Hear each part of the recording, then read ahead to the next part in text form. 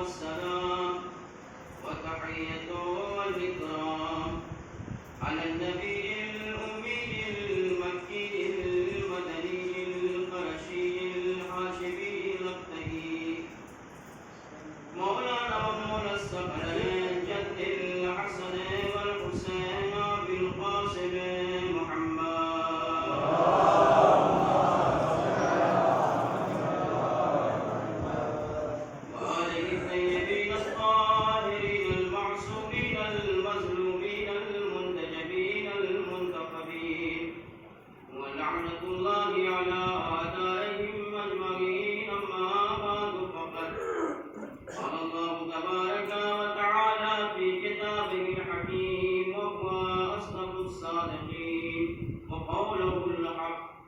بسم الله الرحمن الرحيم حسبنا كتاب الله صلى الله عليه وسلم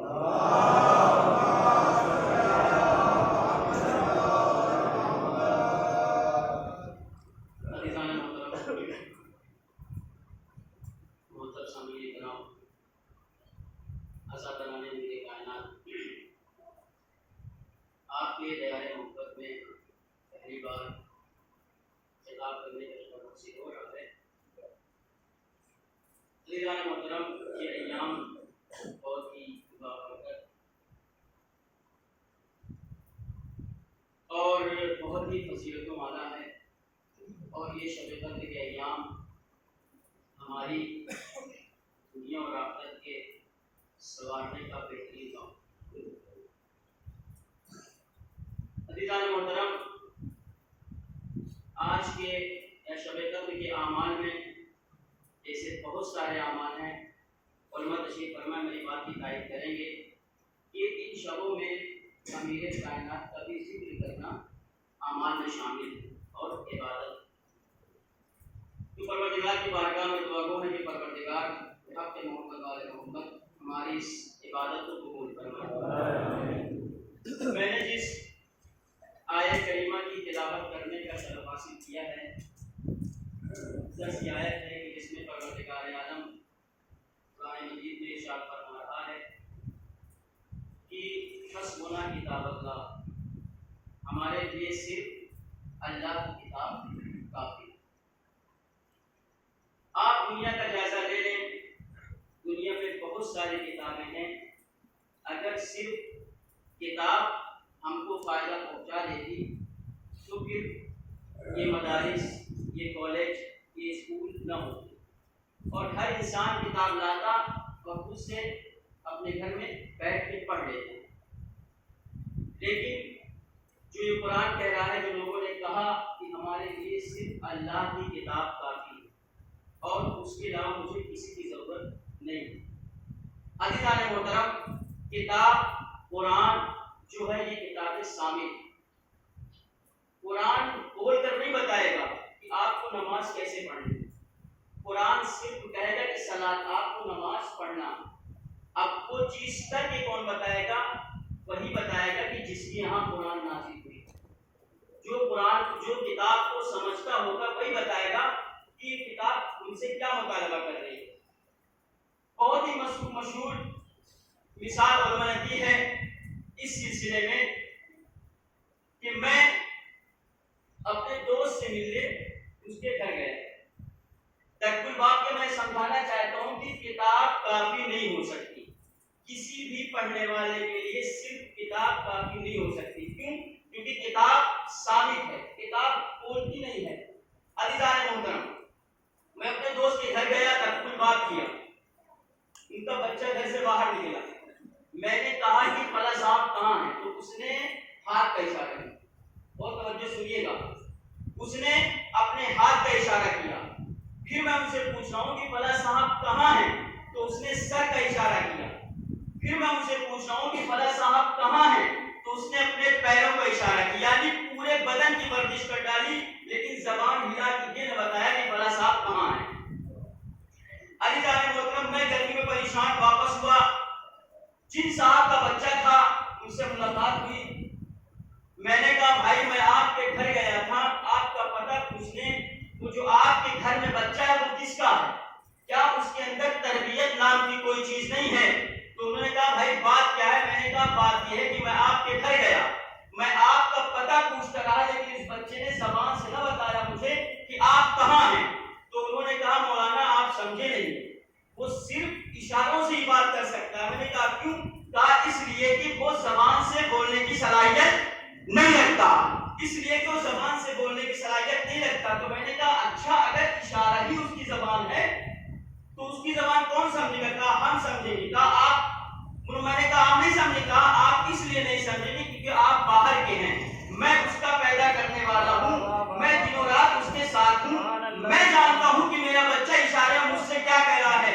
عزیزان محترم، قرآن کون بتائے گا کہ قرآن کیا کہہ رہا ہے؟ قرآن وہی تو بتائے گا کہ جس کے گھر میں قرآن نازل ہوا ہو، قرآن وہی تو بتائے گا کہ جس کے پہلو میں قرآن نازل ہوا ہو، قرآن وہی تو بتائے گا کہ جس کے اوپر قرآن نازل ہوا ہے۔ اب کون بتائے گا؟ اب وہی امیر کائنات بتائے گا کہ جس کے لیے پروردگار عالم نے ارشاد فرمایا کہ کل کفا باللہ شہیدم بینی و بینکم ومن عنده علم الکتاب۔ اے میرے حبیب، آپ کی نبوت کے دو گواہ، ایک میں خود ہوں، ایک تو علی ہے جسے میں نے پوری کتاب کا علم دیا۔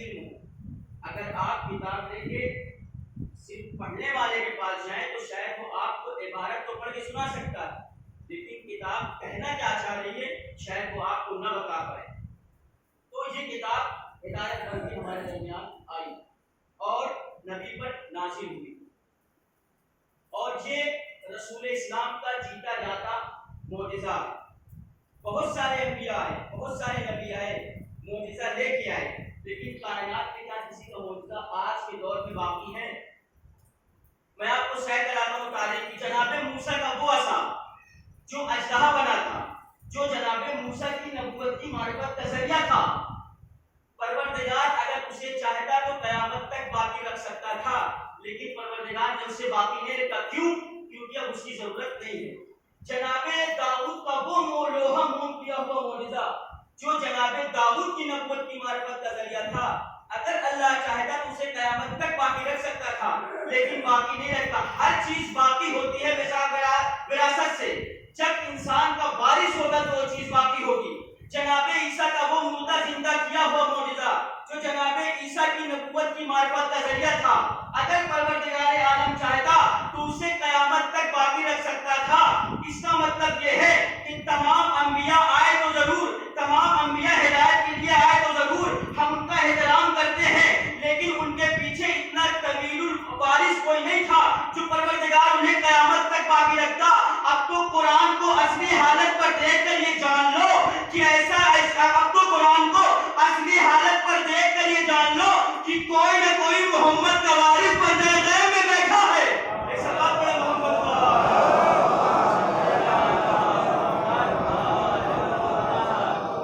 قرآن کا اصل حالت پہ ہونا یہ دلیل ہے کہ کوئی نہ کوئی وارث آج بھی قرآن کا موجود ہے۔ عزیزان محترم، پروردگار عالم نے تمام رہنما اور انبیاء اور اماموں کو ہماری ہدایت کے لیے بھیجا اور ہمیں درس دینے کے لیے بھیجا۔ اور ایسا نہیں ہے کہ اگر ہم نماز پڑھ رہے ہیں، مجلس کر رہے ہیں، سب کچھ کر رہے ہیں، لیکن ہمارے افعال اور کردار میں وہ چیزیں نہیں پائی جاتی جو اہل بیت چاہتے ہیں، تو اس کا کوئی فائدہ نہیں۔ عزیزان محترم، خود مولا کائنات کی بارگاہ میں رسول اسلام آئے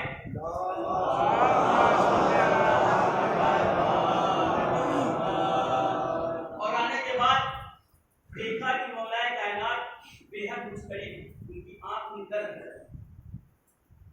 جب مولا کائنات نے رسول اسلام مولا کائنات کے پاس حاضر ہوئے تو رسول اسلام نے کہا یا علی، یہ تکلیف تو دنیا کی تکلیف ہے، اس سے بڑی تکلیف انسان پر موت کے وقت آتی ہے، اس سے بڑی تکلیف انسان کے اوپر موت کے وقت آتی ہے۔ تو کہا وہ کیا؟ کہا کہ جب اس امت کے مشرکین اس دنیا سے رخصت ہوں گے تو ان پر بہت وقت نظر بہت سخت عذاب ہوگا. مولا کائنات نے کہا یا رسول اللہ کیا وہ عذاب بتا سکتے ہیں؟ کہا بس یوں سمجھ لو کہ کسی آتش بھرے کوڑے سے ان کو مارا جائے تو جتنی تکلیف انہیں اس وقت ہوگی اس سے کہیں زیادہ تکلیف روح نکلتے وقت ہوگی. تو آپ کوئی اور مثال کہا ان کی روح میل کے ذریعے تیر کے ذریعے یعنی انسان کے بدن میں تیر چبو کے روح نکالی جائے گی. تو مولا کہنے نے سوال کیا یا رسول اللہ کیا یہ آپ کی امت کے لیے کوئی عذاب نہیں ہے؟ تو رسول اللہ اسلام نے بڑی قیامت کی بات فرمائی. کہا نہیں ہماری امت کے لیے بھی عذاب. تو کہا وہ کون سے گروہ ہوں گے جن کے لیے اتنا سخت عذاب ہے؟ تو رسول اسلام نے فرمایا 3 گروہ بتائے رسول اسلام نے جو اس امت میں یعنی اہل بیت رسول اسلام کی محبت کرنے والوں پر بھی یہ عائد ہو سکتا ہے. وہ کون؟ کہا حاکم الجور. وہ حاکم جو ظلم و فساد کرتا ہو حکومت پانے کے بعد جو ظلم کرتا ہو. دوسرا گروہ کون؟ دوسرا گروہ وہ ہے جو یتیموں کا مال کھاتا ہو, جو یتیموں مسکینوں فقیروں کا مال کھاتا ہو. تیسرا گروہ کون؟ کہا وہ کہ جو کسی انسان پر جھوٹی تہمت لگاتا ہو. عزیزان محترم آپ دیکھیں کہ ہم سارے افعال انجام دے رہے ہیں. رسول اسلام نے کہا حج کرو ہم کر رہے ہیں. رسول اسلام نے کہا نماز پڑھو ہم پڑھ رہے ہیں. رسول اسلام نے کہا روزہ رکھو ہم رکھ رہے ہیں. رسول اسلام نے کہا فرش اعظم بچھاؤ غم حسین مناؤ غم امیر کائنات مناؤ ہم کر رہے ہیں.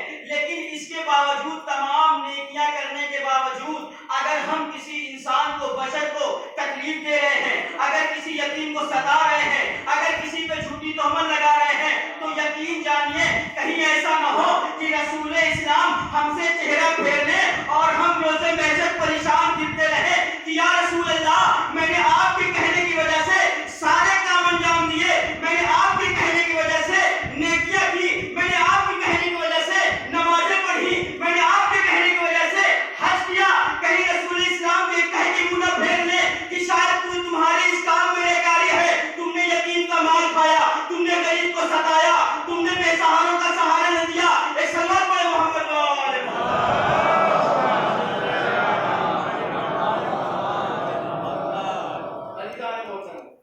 ہمیں اپنے افعال و کردار پر غور و فکر کرنا چاہیے. اور اس شخص کی آپ شب شہادت منانے بیٹھے ہیں کہ جس کو پروردگار نے بے انتہا علم دیا. مولا کائنات کے بارے میں کل دفعہ باللہ شہیداً بینی و بین الکتاب رسول مولا کائنات نے کائنات کے ہر شخص کی مدد کی, چاہے وہ انسان ہو یا جنات ہو یا اشراف الارض. آپ کہیں گے کیسے؟ تو میں دلیل رکھتا ہوں. خود مولا ارشاد فرماتے ہیں, علماء تشریف فرمائے میری بات کی تعریف کریں, خود مولا ارشاد فرماتے ہیں کہ بسم اللہ الرحمن الرحیم واللہ قد کنت مع موسیٰ علی الطور وانا کلمتہ. مولا ارشاد فرماتے ہیں بسم اللہ الرحمن الرحیم واللہ قد کنت مع موسیٰ علی الطور وانا کلمتہ. اللہ کی قسم میں موسیٰ کے ساتھ طور پر تھا اور میں نے موسیٰ سے کلام کیا. پھر ارشاد فرمایا واللہ قد کنت مع ابراہیم فی النار وانا الذی جعلتہ بردا وسلاما. اللہ کی قسم میں ابراہیم کے ساتھ آگے نمرودی میں تھا اور میں نے ابراہیم کے لیے آگ کو گلزار کر دیا. پھر ارشاد فرمایا بسم اللہ الرحمن الرحیم واللہ قد کنت مع عیسیٰ فی المہد وانا علمتہ الانجیل. اللہ کی قسم میں عیسیٰ کے ساتھ ان کے گہوارے میں تھا اور میں نے عیسیٰ کو انجیل پڑھائی. پھر مولا ارشاد فرماتے ہیں واللہ علم دیکھیے واللہ قد کنت مع سلیمان علی البساط وانا سخرتہ الریاح. اللہ کی قسم میں سلیمان کے ساتھ ان کے تخت پہ تھا اور میں نے سلیمان کے تخت کو ہوا کا تابع بنا دیا. آپ نے غور کیا کہ مولا نے کتنے جملے ارشاد فرمائے, لیکن مولا کہنا سب سے بڑی بات یہ ہے کہ جب اللہ انسان کو کوئی فضیلت دے تو انسان وہ فضیلت اپنی نہ سمجھے بلکہ یہ سمجھے کہ مجھے اللہ نے عطا کیا ہے. ایک سوال پڑھیں محمد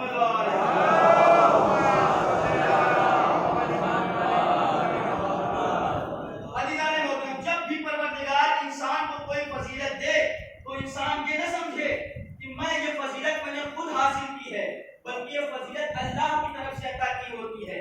اتنا بڑا امیر کائنات نے کیا فرمایا؟ ہر جملے سے پہلے آپ نے غور کیا مولا ہر جملے سے پہلے کہنے واللہ اللہ کی قسم. اللہ کی قسم میں نے موسیٰ سے کلام کیا، اللہ کی قسم میں نے عیسیٰ کو انجیل پڑھائی، اللہ کی قسم میں نے ابراہیم کے لیے آپ کو گلزار کیا، اللہ کی قسم میں نے سلیمان کے تخت کو ہواؤں کا تابع بنایا۔ مولا کیا ارشاد فرماتے ہیں؟ میں دستے سے جوڑ دوں گا مولا، آپ ہمارے آقا ہیں، آپ ہمارے امام ہیں، آپ جو ارشاد فرمائیں گے ہم ماننے کے لیے تیار ہیں، لیکن آپ نے ہر جملے سے پہلے واللہ واللہ اس کا کیا مطلب ہوا؟ تو مولا کائنات ارشاد فرمائیں گے میں نے موسیٰ سے کلام کیا یہ سچ، لیکن میں خدا نہیں، میں نے عیسیٰ کو انجیل پڑھائی یہ سچ، لیکن میں خدا نہیں، میں نے موسیٰ سے کلام کیا یہ سچ، لیکن میں خدا نہیں، میں نے ابراہیم کے لیے آپ کو گلزار کیا یہ سچ، لیکن میں خدا نہیں، میں نے سلیمان کے تخت کو ہواؤں کا تابع بنایا، لیکن میں خدا نہیں۔ یہی تو وہ ذات ہے جس نے اپنے آپ کو اللہ کی راہ میں اتنا فدا کیا کہ اللہ نے کہا یا علی تجھ سے بڑا عالم دنیا میں کوئی۔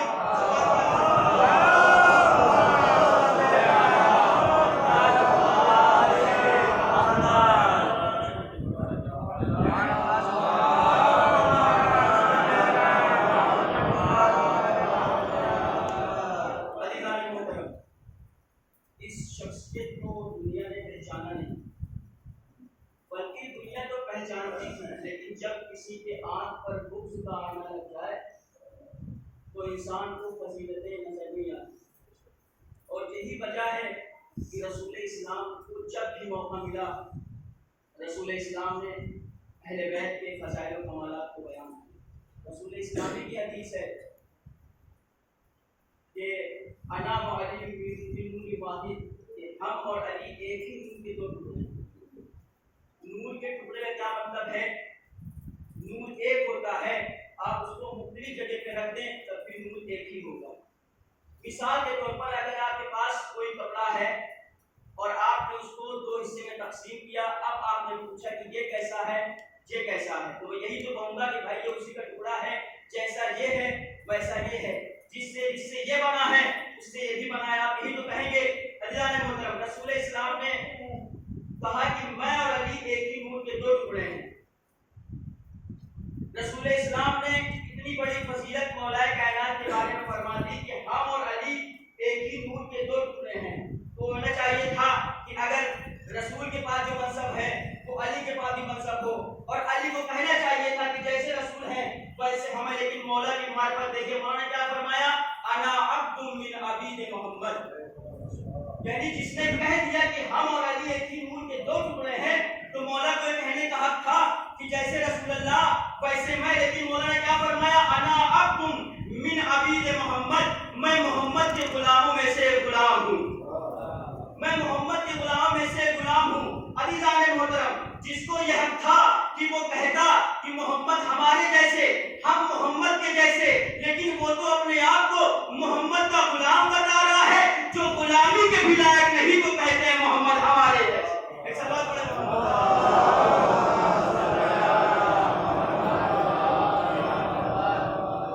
عزیزان محترم، پروردگار عالم نے ان شخصیات کو جو فضیلت جو مرتبہ دیا ہے کائنات میں کسی کے پاس نہیں، وہ کائنات میں کسی کے پاس نہیں ہے۔ اور اگر شریعت محمدی سے اہل بیت کو نکال دیا جائے تو اہل بیت کو تو شریعت کو سمجھنا ناممکن ہے، کیونکہ یہی وہ ذات ہیں کہ جنہوں نے رسول اسلام کے بعد اسلام کو آگے بڑھایا اور ہم تک دین اسلام کو پہنچایا۔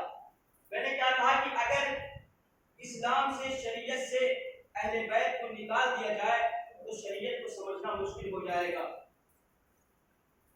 ایک شعر ہے، ایک مسدس کا بند ہے، میں مدی کو پڑھتا نہیں ہوں لیکن موضوع سے متعلق ہے کہ اگر اسلام کو، اگر اہل بیت کو اسلام سے نکال دیا جائے تو اسلام کچھ نہیں ہے۔ اسلام کہیں مرسل اعظم کی صدا ہے، اسلام کہیں مرسل اعظم کی صدا ہے، اسلام کہیں زور شہر اگدا کشا ہے، اسلام کہیں نالے زہرا کی صدا ہے، اسلام کہیں سلحو کہیں کربو بلا ہے، تو اولاد پیغمبر کا جہاں نام نہیں ہے وہ اور کوئی چیز ہے اسلام نہیں۔ اس بات میں محمد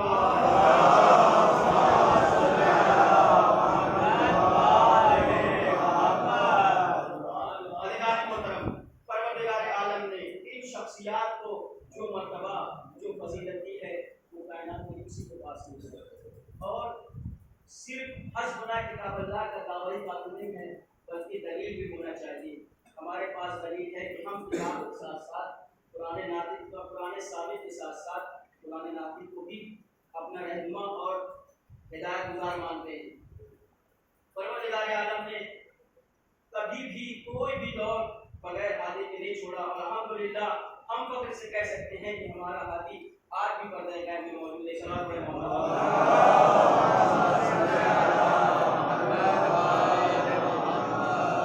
لیکن رسول اسلام کی آنکھ بند ہوتے ہی اہل بیت پر وہ مصیبت کے پہاڑ توڑ دیے گئے کہ جس کی مثال تاریخ میں نہیں ملتی۔ تاریخ میں نام آپ نے سنا ہوگا حجر بن عدی کا، یہ بھی مولا کے چاہنے والے تھے۔ جب رسول اسلام کی رحلت کے بعد انہوں نے دیکھا کہ اب جس کو مولا نے جس کو رسول اسلام نے اپنا جانشین قرار دیا تھا ان کی جگہ پر کوئی دوسرا بیٹھا ہے، تو انہوں نے آواز احتجاج بلند کی۔ حجر بن عدی انہوں نے آواز احتجاج بلند کی، ان کو قید کیا گیا، ان پر ظلم کیا گیا۔ ایسا نہیں ہے کہ صرف رسول اور اولاد رسول ہی پہ ظلم ہوا، بلکہ ان سے محبت کرنے والے ان کے چاہنے والے آج بھی کائنات میں شہید ہو رہے ہیں، مارے جا رہے ہیں۔ حجر نے آواز بلند کی، آواز احتجاج بلند کی تو ان کو ستایا گیا، قید کیا گیا۔ تاریخ میں ہے کہ 7 آدمی کو قید کیا گیا اور کہا گیا کہ جو ہم کہتے ہیں علی کے بارے میں تم کو ایسا خیال ہے، علی کو برا بھلا کرو، ان کی شان کو گستاخی کرو۔ انہوں نے کہا کہ جان تو دے سکتا ہوں لیکن علی کے بارے میں درگشائی نہیں کر سکتا۔ جہاں تک کہ انسان سب سے زیادہ آخر میں موت سے لڑتا ہے، خود میں علی کے آگے قبر ہو دی گئی، کہا کہ رات ہر وقت ہے تمہارے پاس کہ تم علی کے بارے میں غلط بیانی کرو، لیکن تم تیار نہیں ہوتے۔ اور خود میں علی کا 7 سال کا بیٹا تھا۔ صبح ہوئی تو یہ قانون ہے کہ انسان کے مرنے سے پہلے اس کی آخری فائل پوچھی جاتی ہے۔ آپ دیکھیں کہ مولا کے چاہنے والے کیسے کیسے نکلے۔ ظالم آتا ہے آنے کے بعد کہا کہ تم سب کے سب قتل کر دیے جاؤ، لیکن اے مجھے یہ بتاؤ کہ تمہاری آخری خواہش کیا ہے؟ تو پتہ ہے کیا کہا جناب لوگ نے؟ انہوں نے کہا میری پہلی خواہش یہ کہ میں چاہتا ہوں کہ پہلے میرے بیٹے کو قتل کر دیا جائے، پہلے میرے بیٹے کو مار دیا جائے۔ تو جلاد پریشان ہوا، کہا کہ یہ کون سی بات ہے، انسان چاہتا ہے کہ ہم مر جائیں میرا بیٹا زندہ رہے۔ کیا معرفت بھرا جملہ کہا ہے علی کے صحابی نے۔ نبی نے کہا کہ میں اس لیے کہہ رہا ہوں کہ پہلے میرا بیٹا شہید کر دیا جائے، کہیں ایسا نہ ہو کہ تم مجھے شہید کرنے کے بعد میرے بیٹے سے وہ بات کہلوا لو جو میں علی کے بارے میں کہنا نہیں چاہتا۔ آپ دیکھیں کیسے کیسے لوگ گزرے، اس مصیبت کو سمجھیں۔ پروردگار عالم نے جن کو ہدایت کے لیے خلق کیا تھا، کائنات ان کو چین سے رہنے نہیں دیا، اور طرح طرح کی مصیبت مبتلا کر کے اولاد علی کو مولا علی کو ظلموں و مسائل کے عالم میں گرا ہے۔ عزیزان محترم، عزاداران مظلوم کربلا، خدا آپ کو کوئی غم نہ دے سوائے ہونے سے خوشخبر کے، سوائے ہوئے کائنات کی۔ یہ جس شب آپ بیٹھے ہیں یہ بیت کے لیے قیامت کی شب ہے، اور شب قدر استاد فرماتے ہیں کہ شب قدر میں شہادت مولا کائنات کسی اور ایام میں ہو سکتی تھی، لیکن شب قدر میں شاید اس لیے رکھا گیا کہ اگر ہم اللہ کی بارگاہ میں اپنی مغفرت کے لیے دعا کروں تو مولا کی شہادت کو یاد کر کے آنسو بہا دے، اور دعا کریں کہ پروردگار ہماری تمام مشکلات کو آسان فرمائے۔ عزیزان محترم، خدا کو کوئی غم نہ دے، یہی وہ ایام ہے کہ جب مولا کائنات کے سر لگ چکی ہے۔ مولا کائنات بہت ہی مستعد ہیں، کیونکہ وہ جو ضربت لگی ہے وہ صرف تلوار نہیں تھی بلکہ زہر میں آلود تلوار۔ جب مولا کائنات کے سر میں ضربت لگی ہے، تاریخ کہتی ہے مولا کائنات اپنی جگہ پر گر کر رہتے ہیں، اور مولا کائنات کو رونا ہو تو مولا کائنات کو رو بی بی سیدہ کی اگر مولا کائنات پر دنیا کرنے کا دل چاہے تو دین سے رہ کر شہادت سے ہو. جس نے بڑے بڑے پہلوانوں بڑی بڑی جنگیں فتح کی ہو اس کی زوجہ کا اس کی محرم کی تصویر توڑ دی جائے اور زندہ ہو. ایسا ڈالنے مسئلے کا یہی سوال تو میرے چوتھے امام سے ایک شخص نے کیا. صاحب نے سوال کیا مولا یہ بتائیں کہ آپ کے بابا کا صبر بڑا ہے یا آپ کے دادا کا صبر بڑا ہے؟ امام نے سوال سن کر پھر کیا کرنا شروع کیا اور امام فرماتے ہیں صاحب تو نے میرے زخموں کو تازہ کر دیا. اس نے ہاتھوں کو جوڑا کہا مولا بیان فرمائے. امام سجاد فرماتے ہیں میرے دادا کا صبر میرے بابا کے صبر سے بڑا ہے. اس نے ہاتھوں کو جوڑا کہا مولا آپ کے بابا نے اکبر کے کلیجے سے بچی کا پر کھینچا. مولا آپ کے بابا نے قاسم کے لاش کے ٹکڑے اٹھائے. مولا آپ کے بابا نے علی اصغر کے گلے سے تیر کھینچا. پھر آپ کے دادا کا صبر کیسے بڑا ہو گیا؟ امام لوگ یہ فرماتے میرا بابا نہیں چاہتا تھا کہ اس کی زندگی میں میرے پھوپھیوں کے سر سے چادر چھینی جائے. جزاکم اللہ خدا آپ کو کوئی غم نہ دے سوائے غم سید الشہداء کے. امام فرماتے ہیں مصیبتیں آئی تو صحیح لیکن میرے بابا کے زندگی کے بعد آئی. یعنی میری پھوپھیاں پہ ردا ہوئی میرے بابا کے زندگی کے بعد. آسمان کربلا نے جو سب سے بڑی مصیبت دیکھی وہ یہ دیکھی کہ لیلا کے سامنے اکبر کی گردن کاٹی گئی. رباب کے سامنے قاسم کی گردن کاٹی گئی. ام فروا کے سامنے قاسم کی گردن کاٹی گئی. مولا روتے فرماتے وہ سائے کرتا مولا بیان کرے. میرا امام فرماتا میرے دادا کا صبر اس لیے بڑا ہے کہ میرے دادی کی پسلیاں ٹوٹ گئی میرا بابا زندہ تھا.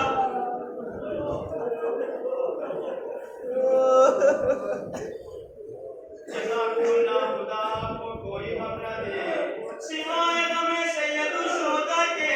امام حسن ایک ذاکر کے خواب میں آتے آگے بیان کرتے ہیں اے میرے ذاکر تو میرے مصائب نہیں پڑھتا. امام ذاکر کہتا مولا میں آپ کے سارے مصائب پڑھتا ہوں. مولا فرماتے بتا تو کیا پڑھتا ہے؟ اس نے کہا مولا میں پڑھتا ہوں کہ آپ کے جنازے پر تیروں کی بارش ہوئی. مولا میں پڑھتا ہوں کہ آپ کے کلیجے کے 72 ٹکڑے ہوئے. میرا امام لوگ فرماتا ہے لیکن تو میری زندگی کے سخت ترین مصائب نہیں پڑھتا. اس نے ہاتھوں کو جوڑا کہا مولا بیان فرمائے. میرا مولا امام حسن فرماتے میں 7 برس کا تھا.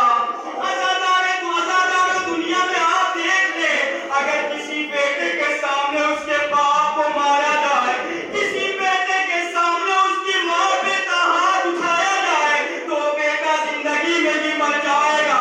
میرا امام فرماتا میں 7 برس کا تھا. میری آنکھیں دیکھ رہی تھی میرے بابا کے گلے میں رسی.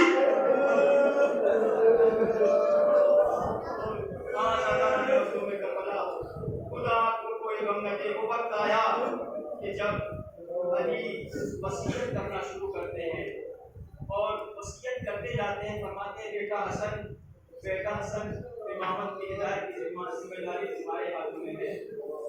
دین کا خیال رکھنا بیٹا. جب سب سے وصیت کرتے ہیں استاد حسین قرادی فرماتے ہیں امام حسین آئے. امام حسین سے وصیتیں کی کہ بیٹا حسین سب سے پہلی وصیت امام حسین کے بارے میں کی بیٹا حسین صبر کرنا. بیٹا حسین صبر کرنا. جب مولائے کائنات وصیت کر چکے تو امام حسین فرماتے بابا مجھے آپ سے کچھ کہنا ہے. مولا فرماتے بیٹا بیان کر. باب کی روایت اور آپ کی زحمت تمام ہے. آپ سبھی کی زیارت کریں گے. خدا آپ کو کوئی غم نہ دے. ایام کے صدقے میں آپ کی ساری دعائیں قبول کرے. پروردگار آپ کی تمام گناہ بخش دے ان شب کے صدقے میں. امام حسین فرماتے آخری روایت مجلس تمام ہے. مولا فرماتے بیٹا حسین بیان کرو. امام حسین فرماتے بابا آپ دیکھیں امام حسین کو زینب کا کتنا خیال ہے. امام حسین فرماتے بابا میں جب کربلا پہنچ جاؤں کربلا کی زمین خرید لوں نہ سکو نانا. بابا میں جعفر کے کلیجے سے برچی کپڑ کھینچ لوں نہ